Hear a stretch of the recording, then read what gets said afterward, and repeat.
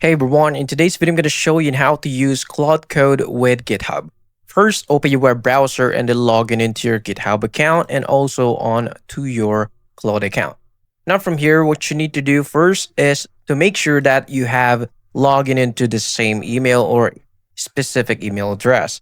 Now from this page, for example, I'm going to use here a specific free tier. And what you can do is to go directly on to the GitHub account. And then from here, onto the search bar icon, type /apps/Claude. And then when you enter, you can see here the install button or a configure button. And then what you can do from here now is to click this configure. It'll automatically be connected into your Claude Code account. Now, go back onto the Claude Code to test this up. What you need to do is to hover your mouse directly onto this plus icon. And then when you click on here, you'll find here the add from GitHub. That only means that your Claude account is now integrated or connected into your GitHub account.